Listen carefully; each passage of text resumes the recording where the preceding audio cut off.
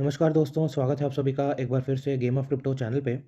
तो एक shocking news यहाँ पर आया है कि सीज़ेड जो कि बाइनेंस के सीईओ थे, उन्होंने अपने पोस्ट से यहाँ पर रिज़ाइन कर दिया है।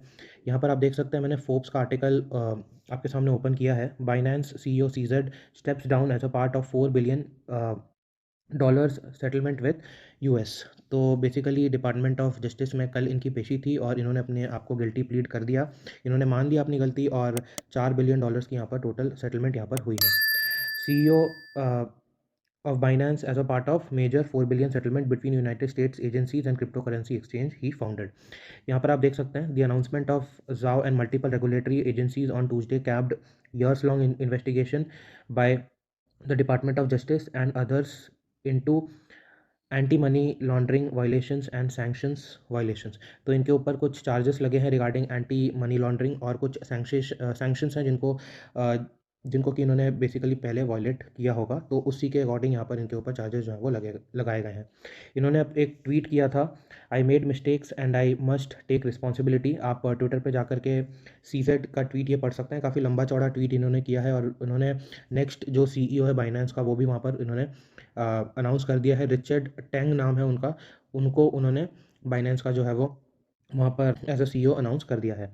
In press statement Binance said it would take responsibility for not having appropriate compliance controls. When Binance first launched, it did not have compliance controls adequate for the company that it was quickly becoming and it should have.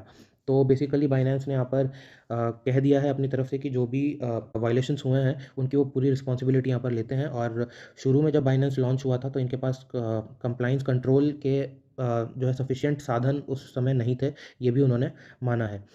इसके बाद अगर हम यहाँ पर नीचे चलें तो यहाँ आप देख सकते हैं, Zhao appeared in federal court in Seattle on Tuesday afternoon and pleaded guilty into anti money laundering and sanctions violations brought by the Department of Justice. Additionally, Binance settled charges with the Department of Justice and Commodities Futures Trading Commission, जिसको हम CFTC भी कहते हैं, the Department of Treasury Financial Crimes Enforcement Network, FinCEN, and Office of Foreign Assets Control OFAC, which will give the Treasury Department access to Binance books and records under the terms of a 5-year monitorship। तो basically यहाँ पर इन्होंने क्योंकि गलती मान लिया है, तो जो ट्रेजरी डिपार्टमेंट है यूएस का, उनके पास एक्सेस अब मिल जाता है बाइनेंस के बुक्स को और रिकॉर्ड्स को खंगालने का, और 5 साल का यहाँ पर बेसिकली ये मॉनिटरशिप या फिर आप ये कह लें कि मॉनिटरिंग करेंगे ये बाइनेंस अकाउंट्स को और साथ ही साथ बाइनेंस प्लेटफॉर्म को। इसके बाद because of the crimes committed Binance became the largest crypto currency exchange in the world. क्योंकि इससे बड़ा अभी क्रिप्टो करेंसी एक्सचेंज कोई नहीं था जिन्होंने इतनी बड़ी सेटलमेंट यहाँ पर की है। 4 बिलियन डॉलर्स की सेटलमेंट बहुत ज़्यादा बड़ी यहाँ पर हो जाती है। इसके बाद आप यहाँ देख सकते हैं, the settlement comes with 3.4 billion penalty to FinCEN and 968 million to OFAC as well as compliance requirements and monitoring for a period of 5 years। तो 3.4 बिलियन जो है वो फिनसेन को यहाँ पर पेनल्टी देना होगा इनको, और 968 मिलियन का यहाँ पर OFAC को जो है वो पेनल्टी ये देंगे। तो ये यहाँ पर बेसिकली ये चार्जेस यहाँ पर लगे हैं। साथ ही साथ SEC ने भी इनको जो है वो अक्यूज़ किया था। SEC ने भी कोई चार्जेस यहाँ पर लगाए थे जून के महीने में, वो आप यहाँ पर पढ़ सकते हैं।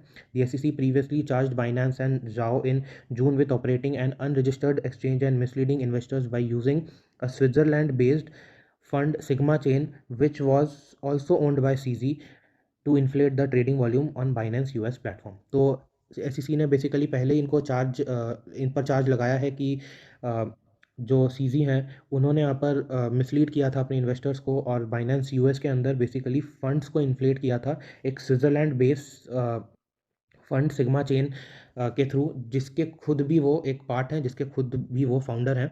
तो वहाँ से उन्होंने बेसिकली फंड्स जो है वो ट्रांसफ़र किया था बाइनेंस यूएस प्लेटफॉर्म पे, ताकि इनका जो ट्रेडिंग वॉल्यूम है उसको बढ़ाया जा सके, इन्फ्लेट किया जा सके। तो ये बेसिकली यहाँ पर हुआ है। अगर आप यहाँ पर अभी मार्केट सिचुएशन के बारे में अगर हम बात करें, तो मैंने यहाँ पर कॉइन गेको बेसिकली ओपन किया है और यहाँ पर आप देख सकते हैं कि टोटल अगर हम क्रिप्टो करेंसी मार्केट के बारे में बात करें तो एक दिन के अंदर यहाँ पर 2.5% का डंप आया है मार्केट कैप में। यहाँ पर total crypto currency market cap में यहाँ पर 1.43 ट्रिलियन डॉलर्स का फिलहाल हो चुका है, और कल से लेकर आज तक 24 घंटे में 2.5% का यहाँ पर डिप आया है। अगर मेजर करेंसीज़ के बारे में बात करें तो बिटकॉइन अभी फ़िलहाल $36,400 के आसपास अभी चल रहा है, और यहाँ पर 24 आवर्स में आप देख सकते हैं 2.4% का डिप आया, इथेरियम 1.3%, बीएनबी का आप यहाँ देख सकते हैं लगभग 10% का यहाँ पर डाउनफॉल आया है।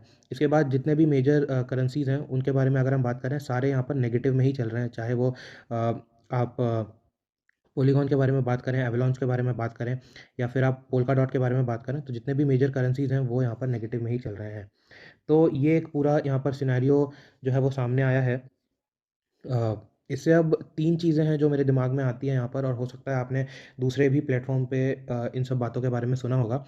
पहला तो ये कि not your keys not your cryptos, सीधा-सा हिसाब-किताब है। अगर आपके पास अपने क्रिप्टो का एक्सेस नहीं है, तो वो क्रिप्टो आपके तो कम से कम नहीं है, वो किसी और के हो ना हो, पर आपके तो नहीं है।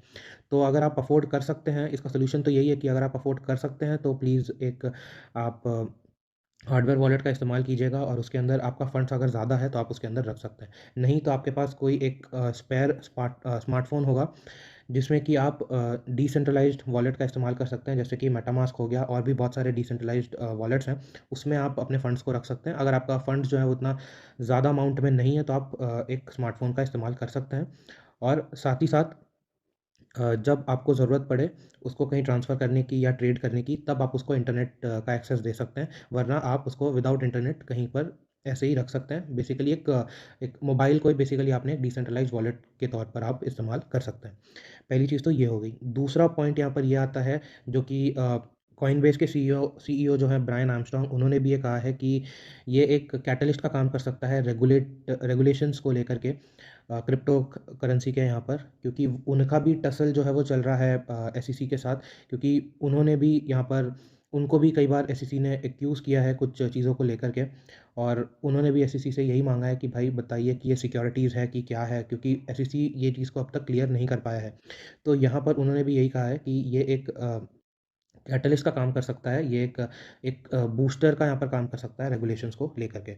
तीसरा पॉइंट यहाँ पर ये आता है कि इस पूरे ड्रामा का जो टाइमिंग है उसको लेकर के एक क्वेश्चन यहाँ पर ये आता है कि ये अभी क्यों हो रहा है? क्योंकि आपने देखा होगा रिसेंट मंथ्स में, कुछ रिसेंट महीनों में आपने देखा होगा कि ब्लैक रॉक और फिडेलिटी जैसे बड़े-बड़े जो नाम हैं, जो कि वैसे ही एस्टेब्लिश्ड है मार्केट में पहले से ही, उन्होंने यहाँ पर फाइलिंग की है बिटकॉइन स्पॉट ईटीएफ की, और होपफुली हमें जैसा लग रहा है कि जनवरी या फरवरी तक ये जो है वो अ, इसको मंजूरी भी यहाँ पर मिल जाएगी। तो इंस्टीट्यूशंस का अंदर आना, ये एक बहुत डेंजरस सिचुएशन यहाँ पर हो सकता है। डेंजरस भी आप कह सकते हैं, लेकिन साथ ही साथ रेगुलेशंस की तरफ भी हम आगे बढ़ सकते हैं। तो वो एक पॉजिटिविटी यहाँ पर आप कह सकते हैं कि भाई ये एक पॉजिटिव न्यूज़ है। लेकिन डेंजरस ये हो सकता है कि जो बड़े-बड़े मार्केट में ऑलरेडी जो एस्टेब्लिश्ड फर्म्स हैं, वो मार्केट को मैनिपुलेट कर सकते हैं अपने अकॉर्डिंग। तो ये एक खतरा यहाँ पर रह जाता है, और अगर कोई मार्केट को मैनिपुलेट करता है तो फिर ये फिर डिसेंट्रलाइज़्ड नहीं रहा। आपको कोई अगर मैनिपुलेट करे, आपके पॉइंट ऑफ व्यू को कोई मैनिपुलेट करे, तो वो डिसेंट्रलाइज़्ड तो कम से कम नहीं रहा। वो एक बेसिकली जैसे स्टॉक्स यहाँ पर काम करते हैं, कुछ वैसे ही यहाँ पर हो जाता है। तो ये एक चीज़ यहाँ पर आ जाती है। तो ये 3 पॉइंट जो हैं, जो मुझे लगते हैं। आगे अब मुझे नहीं पता कि आगे क्या होने वाला है, जो भी होगा आपको वीडियो मैं बनाकर दे दूँगा, अगर होपफुली मुझसे बन पाया तो, वरना टेलीग्राम चैनल पर तो मैं इसके बारे में अपडेट आपको कर ही दूँगा। तो ये था वीडियो आज का। आपके कुछ और व्यू पॉइंट्स हैं तो प्लीज़ आप कमेंट में लिख कर के हमें ज़रूर बताइएगा। अगर आपको वीडियो पसंद आया हो तो प्लीज़ इसे लाइक कीजिएगा, शेयर कीजिएगा। चैनल पर नए हैं तो चैनल को सब्सक्राइब कर लीजिएगा। मिलते हैं किसी और वीडियो में एक नए एयर ड्रॉप या कोई और क्रिप्टो करेंसी से रिलेटेड टॉपिक को एक्सप्लोर करते हुए। धन्यवाद।